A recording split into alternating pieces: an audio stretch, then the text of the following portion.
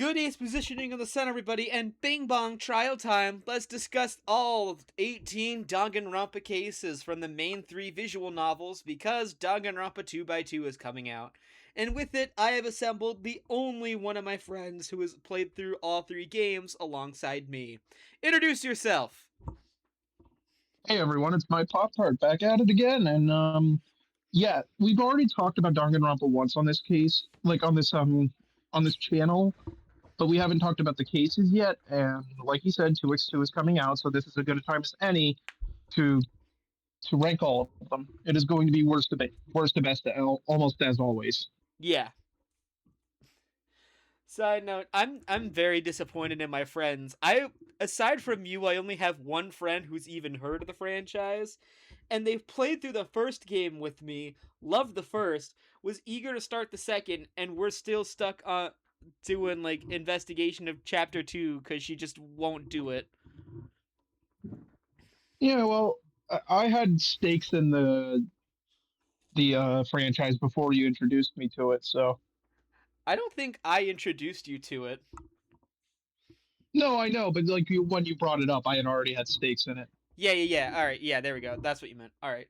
But anyways, what do you think is the worst case in this series? Because at number 18, we have Goodbye Despair Case 3. We have a lot to say about this case. Basically, none of it positive. Yeah, first off, I'm going to be blunt with you. If you like the despair disease, you're a fanfic writer. No one actually likes the despair disease motive, let's be real here. Right. And the main problem with these double murder cases is that not a whole lot of is done with them after the first game. Because in this one, it feels kind of pointless that Ibuki died when it could have just been Hiyoko, and that made a lot more sense.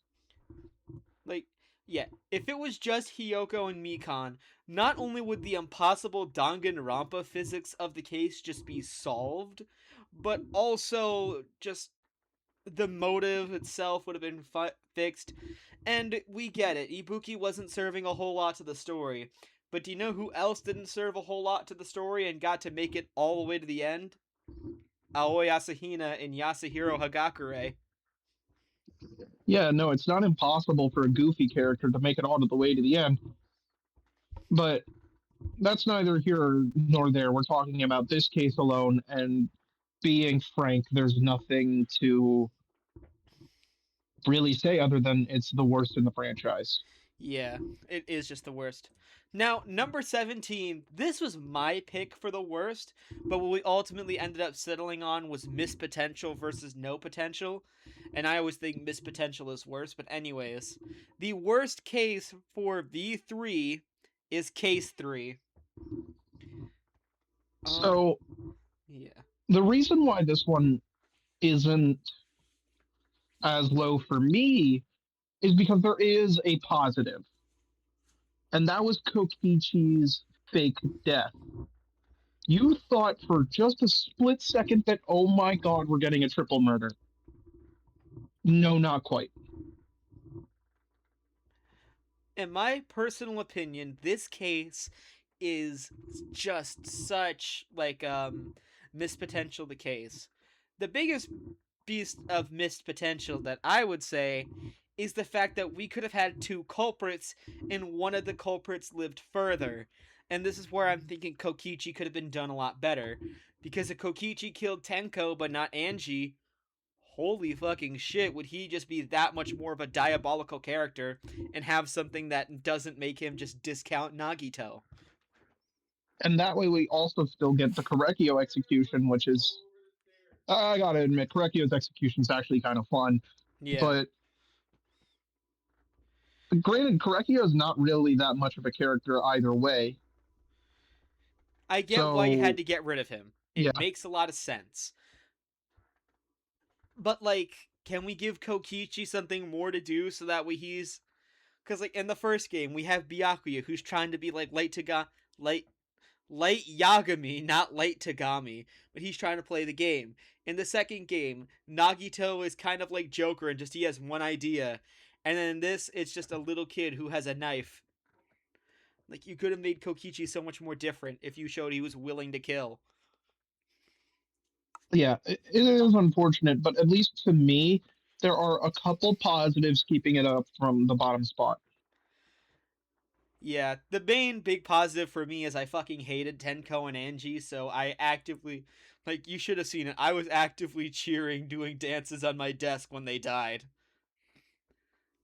I was just more, I was more like eye opened at the fact that Kokichi died, like Yeah. fake died. Okay, the other thing that was like huge missed potential is the motive of the Necronomicon. Yeah, we had a whole discussion as to who it would be. It was down to Kurumi or Rantaro, Yeah, it was down to but we Kurumi kind of agreed that Rantaro. Because, like, Ryoma agreed Rantaro to is the die. yeah, Yeah, Ryoma agreed to die, and Kaede has already shown herself willing to do murder, so she wouldn't be safe. And due to Kurumi's case being so heavily linked to Ryoma being willing, she'd probably be safe. And then there's Rantaro, who easily raised the most questions while he was alive, and it would have been so much cooler to see those questions get answered. Like, what the fuck was he doing with the vault door? exactly. So while it is a lot of missed potential, again, there are a couple positives. Yep. Coming in at number 16, we have V3 Case 6. The thing with this case is that like trial 3, there are a couple positives. I like Kibo's self-sacrifice in a vacuum, and I think some of the mystery that's brought up is genuinely interesting, but it did feel kind of cheap. I don't like Samugi as a villain, and straight up, I gotta say, it's so stupid that the way they catch her is from a clue that none of the living characters saw. That's And so dumb. and it kind of feels like the game is insulting you in a way because it's like, oh, you enjoyed this? Well, it's fake, you dumbass. Yeah, listen, am I dumber than Dan Avedon because he enjoyed it and I didn't? Maybe, but that doesn't change the fact that I didn't enjoy it, and a lot of people didn't enjoy it. Yeah, and then like I said with Kibo's self-sacrifice, in a vacuum, I think that's great. It's a good idea and probably was kind of necessary to get them out of the glass like enclosure. At the same time, he sacrificed himself for the three worst survivor, like the worst survivor trio ever. You sacrifice yourself for Discount Your Forger, the worst survivor character ever in Himiko, and the worst protagonist. I said it. Shuichi is a bad protagonist. So yeah, either way, this isn't about Kibo's self-sacrifice. It's about the case, and the case just felt This is the final twist of cheap. V3, and V3's final twist was just bland. It didn't hit the way the first two did. Yeah. And speaking of the first two, we have the very first case from the game one. It's Trigger Happy Havoc Case 5. Yep. There it is. So I think from this point onwards, I don't dislike these cases. There are just heavy negatives keeping them from being good. Yeah. And for this one specifically, it's the fact that this one doesn't stand any chance if you're playing it solo. Like this is like if you're playing only this case, it kind of sucks. Yeah, straight up, this case is not meant to be enjoyed in a vacuum. It's meant to you're meant to go into this case and then right into chapter 6, and because this is where the ending starts. Really, the only thing people can say about this case that's good, which it can stand on its own, is the fact that you get to choose whether Kyoko goes through the execution or Makoto goes through the execution. Yeah, and while it is an interesting moral conflict, if you think about it for more than like a minute, you're going to realize that the right decision is to let yourself die. Because you're the ultimate lucky student and you're probably going to find a way to survive. Granted, it's still an interesting moral like dilemma, but I feel like it doesn't quite work. Okay, interesting side note. Whenever Kyoko goes through the execution, you know that her face changes from red to purple? Because it's confirmed that she's trying to hold her breath to make herself pass out before she dies. Yeah, I did notice that. That's interesting. And yet Makoto never gets the purple. He's just that nervous. Hold on, just 1 second.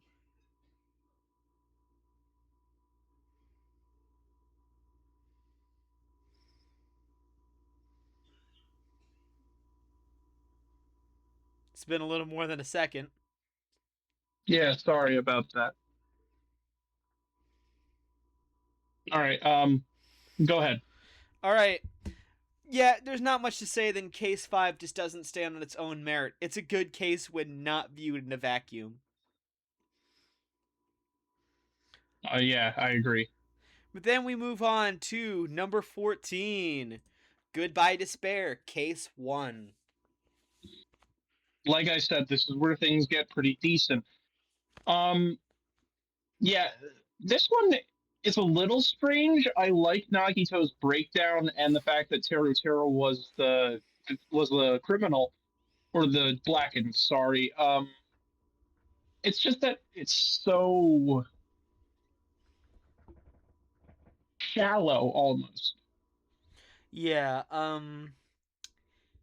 first things first, to get it out of the way, if you've seen the anime, the mysterious victim that is Byakuya Tagami is not that mysterious. And my only real thing is like, this is an opener. They can't really do much story driven or revealing for it because, you're just getting into the game. But how in the hell did Tero Tero survive 2 missiles to the face? Uh, Danganronpa is a crazy series, man. I know, but he's not that fat to survive missiles. Yeah, it's true. Also, he kind of looks like Okudun before he got his haircut. I'm sorry. All right. Yep. But yeah, anyway, this case just is just kind of shallow. It's not the greatest. It's not the worst. There you go. Yeah. Moving on to number 13. We have V3 Case 5. So this one I feel might be kind of controversial. Um, we have it so low because it is a carbon cop, near a carbon copy of Goodbye Despair's Case 5. And I'm. Listen, we get it. Goodbye Despair Case 5 was a very good case. You'll see it way later. But this is when I realized that not only did V3 not try anything new, this series had unwritten rules for how each case had to go. It was just V3 was so blatant about not hiding it, I noticed. Which was case 1. A character you thought you could trust turns out to not be that trustworthy, whether it be Sayaka, Nagito, or friggin' Kaede. Character you thought you could trust can't. Case 2, killer has to have a very sympathetic motive to do for the reason they did what they did. Case 3, always a double murder. Case 4 is an environmental puzzle. You have to figure out how the layout of the room worked before you can figure out the killing. Case 5, an impossible murder mystery the characters aren't meant to solve. Case 6, bing bong, here's the ending twist of the game. And this trial was just so blatantly bad with how it hid that it was copying Goodbye Despair that I noticed that trend. Yeah, the only real difference is the Exisal being both Kaito and Kokichi in different moments. Granted, that is a really, really interesting like mystery, but at the same time, it kind of cheapens the fact that it's Kaito in the Exisal. Yeah. Like, I'm gonna be real with you here. We were discussing this and we were like looking through alternate possibilities and we kind of realized, Kaito would have been a better victim for this case. Because, again, Kokichi being like this evil bastard who's like at the end, he's trying to like repenting for what he did by being the victim. Too similar to Nagito. I think if Kokichi was the culprit and Kokichi was the one who went through the execution, it would have done wonders for this case and not seeming like it was Goodbye Despair all over again. Yeah, and but I will say the execution of Kaito was executed really well. I do Pun appreciate the pun not fact, intended. yeah, I do appreciate that they have him die to his disease before they have him die to Monokuma to give that final fuck you to him. Yeah, But it's and not in a like, vacuum, this case, yeah, in a vacuum though, this case is really good, but we cannot evaluate it in a vacuum. yeah, this case could be good, but we get it. Goodbye despair, man. You're too shameless about that. Moving on to number 12, we have Goodbye Despair Case 6. So I like this case. The big three of Trigger Happy Havoc coming back. All of them, especially Kyoko, Izuru, looking fine in a suit. yeah, Izuru and the Hajime dichotomy, like and it is like solid intrigue for some of it, and I like the simulation trick, but otherwise it just goes on too long. To quote the words of Hajime, because I certainly felt like this, I'll never wear comfortable shoes again. Yeah, it's just it drags too long. You lose interest. I know that V3's Case 6 is supposedly the longest, but they feel tied because at least V3's Case 6 when it came to the trial is actively making you fail and slow down, whereas this one is trying to get you to go go go, and it still feels as long as that one was. Still, though, as a as a case by itself, I think it's pretty good. Yeah, we got to see Hajime go Super Saiyan. We got to see Chiaki be important one last time because we know everyone else was not important aside from Hajime. Let's be real. Yeah, yeah, Aside from Hajime, everyone important died in Case 5. unfortunate, but yeah, this was just a really good, solid case. If it hadn't run on for so long. Yeah. Moving on to case number, well, not case 11, but 11th in the cases, we have Trigger Happy Havoc Case 2. Okay, this one kind of hurts me because I really, really like this case. It might be because of Taka bias, as I've coined it. Um, Taka is still my favorite Danganronpa character, and it kind of hurt me watching this entire case. Yeah. I'm gonna be real with you, I didn't know whether or not I should put in that picture of Taka eating the Mondo butter, but I thought it was too funny. No, don't worry, I can take the joke. But oh, Yeah. I do like that this is the start when we get a Mondo and Taka, even if it gets taken away from us, but this is kind of what a box standard case looks like. yeah, I mean, there's no major downsides. There's nothing inherently wrong with this case. It's just that There's no major upsides there's either. exactly it's good, not great. To quote Even Persona if I like 5, it a lot. to quote Persona 5, terrible, not terrible, but not impressive. But yeah, no, I like this case. It's just that it's good. Yeah. Anyways, moving on to number 10, we have the final finale. Yeah, this game cannot stick finales for the life of itself. It's Trigger Happy Havoc's Case 6. So despite it being overall the best end case, there are still some tiny little things that you could smooth over. Um, Namely, Hina and Hagakure being nothing, and Jill being right there close to nothing. Yeah, I would even go ahead and argue as to say that Kyoko and Byakuya are basically nothing too, because this trial really is just Makoto versus Junko. Granted, in our Survivor rankings, we did mention that the fact that we really liked Makoto versus Junko as a concept. but carrying an entire case on its back is a little much. Yeah. Granted, I will say I do like the symbolism of Makoto getting a talent change midway through.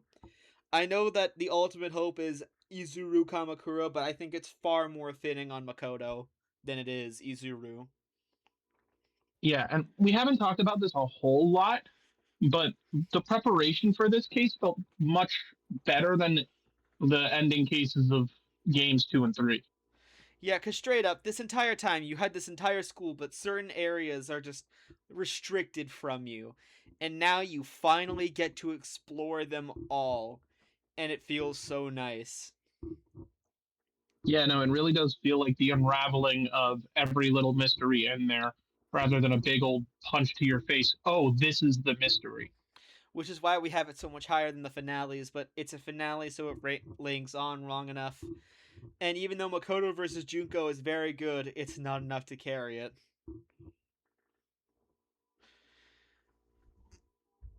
Moving forward, we have, at the halfway point, Goodbye Despair Case 2. Okay, so Goodbye Despair Case 2 has, in my opinion, the best ending to it. Not the best execution, the best, like, aftermath. Fuyuhiko breaking down and admitting that Peko is her own person breaks my heart every single time. That is true. And the execution, although I don't think it is the best, I still think that it is absolutely fundamental to Fuyuhiko's character that he went in to try to save her. And what crazes me more is that Monokuma knew he would do it. That is the execution of her. That is the way she gets executed because Fuyuhiko tries to save her. Yeah, it's hard to watch, but otherwise, it's a solid case. There's some interesting things going on. Twilight Syndrome murder case is a decent motive, and I kind of like. I don't love Peko trying to go for the different personality thing, but granted, everything else is really solid. Yeah. Hyoko's at her worst here, but I always thought of her as a sniveling little brat and never liked her anyway. And then this So is yeah, where I think the yeah, Akane fan service starts, and oh boy, does that get worse. it does, but like it's not a major part of this just yet, and it doesn't really get into the in the way of others. So, And besides, I'm a gooner, I like it. oh god, dude, At number 8, we have V3 Case 2. we just mentioned how case 2 of Goodbye Despair has the best ending. This one, I'd argue, has the best execution and best body discovery scene. I won't argue body discovery scene, but I will argue best execution. What's your What's your pick? Either Gundam Tanaka because I love him so much and I love seeing him go to heaven and thinking to myself that he'd be like, fuck, I don't want this, no! Or Junko's because I think it's very fitting that she would just take all of it. Okay, but yeah, I just think that Kurumi's is the best because of the pure torture that it is. Not that I'm not saying that it's that I like torture. I'm saying that it is very emotionally and physically effective. Yeah.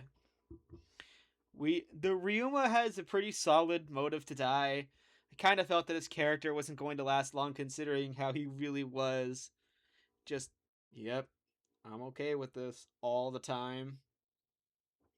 Yeah, and I know that is a lot of Ryoma, but I really like him. He's one of my favorite characters from V3. I think he's super underrated, just like this case. And it is a shame we had to put this lower, but it's because the mystery isn't super interesting. Yeah. Like, straight up, a lot of the earlier cases get so screwed over because they don't share any story significance and they still have to be basic mysteries so that way the player can catch up for when they ramp things up to be really hard.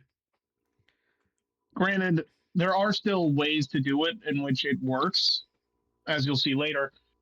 But yeah, it is kind of hard to make a standout one and two. Yeah.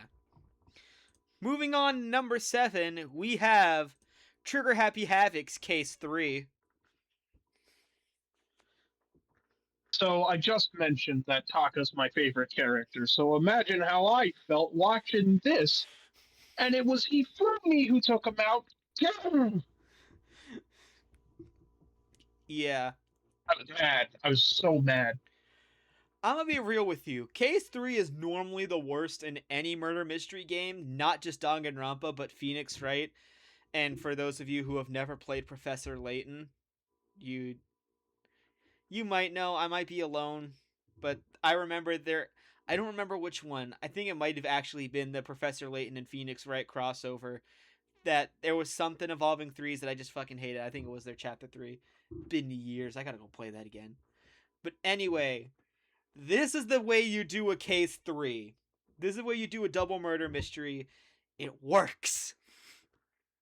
Exactly, because Celeste was responsible for both, but she didn't kill Taka. She just manipulated Hifumi into doing it for her and killed Hifumi before he could squeal. Yeah. To be honest, Celeste damn near had a perfect plan. If she just wasn't dumb and just waited, bided her time, she probably would have gotten away with it. Exactly, with her going so ballistic after Yasuhiro, it kind of screwed her in the end because waiting back, sitting down, seeing what happens, then counterattacking, it would have worked way better. Yeah. This is also the start of where we get Byakuya's humbling. And the fact that this is one of the first truly complex cases. Yeah. But I'm going to give Pop Tart a moment of silence to mourn the loss of Taka. My boy, Moment of silence has been salute for spent. you. We salute Taka, the ultimate moral compass and ultimate ultra instinct user. Yeah. Moving on to number 6, we have Trigger Happy Havoc's Case 1. So, this one's interesting. I know we just said it's hard to make it a standout case one and two when your mysteries have to be so basic. But the thing with this one is that it establishes the series so well that it almost negates that rule. Yeah. It does establish the series so well, but I think one big blemish which caused it to be at number 6 instead of any higher is just straight up, how do you see this as 11037? That is Leon, motherfuckers. Yeah, no, it had to be dumb for people to catch up, and even then, you're like, really? You don't see that. Yeah. But I will say what brought it back up a few pegs and ultimately caused it number 6 is definitely Game Grumps saying that they'll have the Sayaka Maizono. Yes, Italian Sayaka is one of the most long-running jokes in Danganronpa fandom history, and it's still genuinely kind of funny. Yeah, I love that. I can't not hear like Peach trying to copy Mario like, oh, can I have the spaghetti and the ravioli? Yeah, I can see that for Sayaka. Speaking Uh, of which, this case really does teach you an important lesson coming into these games. don't get Uh, attached. yeah, don't pick a favorite Yeah, just don't. because that's what happened. Yeah, that's what happened with me and Taka. So Thankfully, the person I picked as my favorite for 1 was Kyoko. But my favorite character of all time and my favorite in 2, I got screwed over with Gundam. Oh boy. we'll talk about him later, though. Yeah, we'll talk about him later. Moving on. Number 5.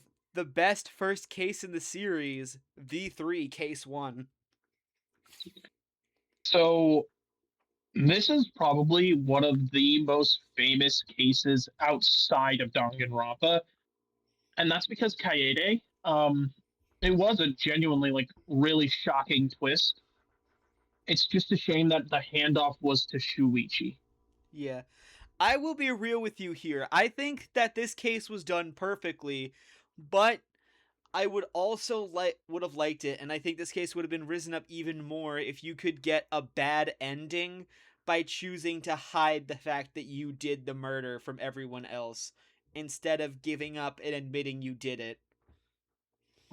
And then in retrospect, for them to go back and said, "Oh no, Kaede didn't kill Rentaro, Samugi did." That What? this case and the next one for V3 are just straight up the reasons that I hated the final twist ending too. Because, oh hey, nothing had consequence! Yippee! So yeah, it felt terrible knowing that it was Samugi who did it. But then again, you can't dock it too many points because it was really well executed. Yeah. Ultimately, my only note is that I wish that there was a bad ending you could get by trying to get away, by getting away with the murderous Kaede, and this straight up would have no competition for best case in V3. I might have to fight you on that, but yeah, I can see it. Moving on, number 4, we have the actual best case of V3. V3 Case 4. Oh, okay, so while Kokichi is not one of my favorites, I think him in case 4 here was done beautifully. Yes. Straight up, Case 4 Kokichi should have been what he acted like throughout the entire game. Game 1, we have Light Yagami and being Byakuya, blah blah blah. He just trying to win. Game 2, Nagito is obsessed with the concept of hope and will do anything to do it. Game 3, Kokichi's just straight up a fucking serial killer and is willing to kill to get his way and manipulate others. And this shows what I wanted from Kokichi the entire time. Granted, it is also one of the most heartbreaking cases because you find out the killer was Gonta. Yeah, that's. Oh, I feel so sorry for my boy. That feels like a direct punch to the gut because Gonta is, in my opinion, the best character of V3. So to see such an innocent, sweet guy pinned for murder, that hurts. Yeah. I'm only gonna speak on the Kokichi point again because I'm really hung up on it. If you had Kokichi kill Tenko in case 3, and then in case 4, the ultimate twist of while Kokichi planned Mew's death, he's not the one who did it would have hurt so much more. Because everyone would have every right to blame Kokichi. But they know it's not him. He's not the one physically responsible. Gonta Yeah. is. Again, it is. I think this is the most heartbreaking case of them all. Um, yeah, and the only reason it's not number one is because of the cheapening of the impact through case 6. Yeah. But it isn't. It's still really, really good. I don't think this case would have been number 1, but I do think it would have been higher than at least the next case we have. But as it stands, this is number 4 and the best case of V3. So, let's move on to number 3. Goodbye Despair's case 4. So this one is like my THH case 3 because my favorite character died in THH. Now it's Bluefang's turn. Yep. Okay, before I get started on this I want to say that straight up these next 3 were all in the running for first at one point, and we basically decided on the order because fuck it, why not? So yeah, this one is an obvious contender for number one because the environmental mystery was done Fucking to beautifully perfection. here. I do think it is an absolute surprise to me that Gundam, of all people, was the first to figure it out, but at the same time, I could see it. And, oh, Gundam.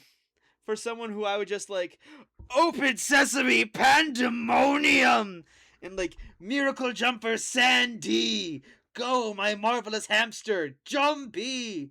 Like, he was so silly, and then just, I killed a man because y'all said you wanted to die, and I said, fuck that.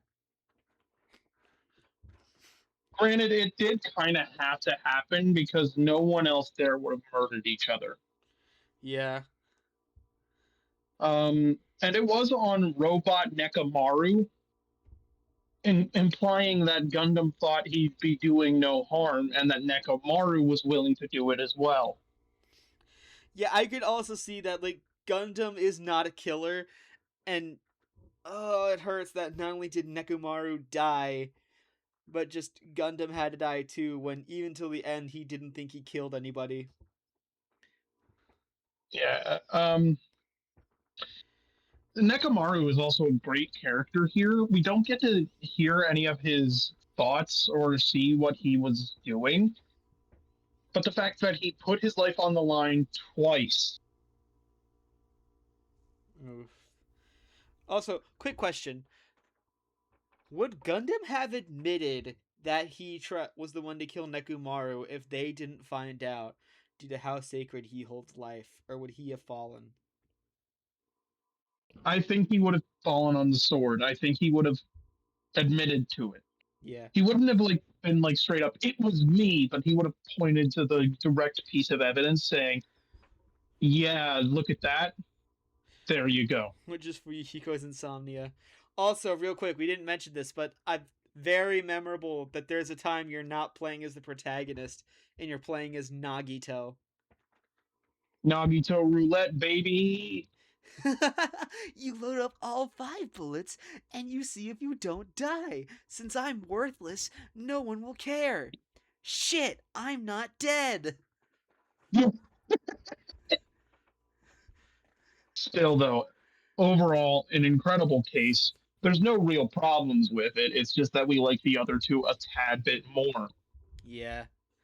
Coming in at number 2, the best case from Trigger Happy Havoc, my favorite game in the series, is Trigger Happy Havoc Case 4. The thing with Trigger Happy Havoc Case 4 is that it's so simple, but given the dynamics of everyone in Hope's Peak up to that point, it becomes complex. Straight up, the rule that any death not caused by Monokuma is considered a murder. Fair. But if this cast was willing to talk to each other for 10 minutes, it could have been so easily figured out that Sayaka killed herself. But the fact that Monokuma put the target on Sayaka's back. Yeah, Sakura, not Sayaka. Oh god, how have I been doing that mistake so far? You really forget I how don't know, important of a man. character Sakura is up until this point. Exactly. Without her, the entire group would have fallen apart at that point. And for her to be revealed as the spy, for her to be said, like, for her to be seen as treacherous and dangerous, it was hard to watch. And then there she is, lying on the chair dead. Yeah. This is also Byakuya's major humbling moment. Like, straight up, Aoi was ready to throw hands with him. He lucky he got away with a slap. Exactly. And yeah, again, there's nothing really wrong with this case. It gave us one of the best character moments in the franchise through Hina. It gave us a really interesting way of looking at a death, and it hit you hard. It's just a great character case, and in someone who always values character above all else, this really made me question the group dynamic and just appreciate it that much more. Which is why it was Trigger Happy Havoc's best case. But of course, However, there number is one one, more. and ultimately, I think the fandom would agree with me when I say there was no other case that could have been number one. I mean, in our hearts there was, but to the fandom there's not. And that's Goodbye Despair Case 5. This one is the fan pick for best case for a reason. Yeah. Like, Nagito, yeah, and that's Nagito. Nagito is the entire reason this case is so incredible. I like cases that get you to think about what the character's motivations and reasons were, and nothing does it better than Goodbye Despair Case 5. Not just in the series, but in any murder mystery I've watched, this is the one where the character's motive just most works. And you realize just, okay, was this Nagito's plan? No, that would imply he's sane enough to do it. No one stabbed him and hated him that much. He did it all to himself. But was this the thing that killed him? No. What the hell did? The poison in the fire grenades. This is like Like, truly the only time we have an innocent culprit. Not even the culprit could have known what they ultimately did to kill Nagito. I don't know why I wrote innocent only victim here. Yeah, in a cruel twist of fate, only Nagito knew who was going to kill him, and he couldn't even guarantee it. The reason he even did this all was to catch the mastermind or the traitor, and he knew it would happen because he is the ultimate lucky student. Yes.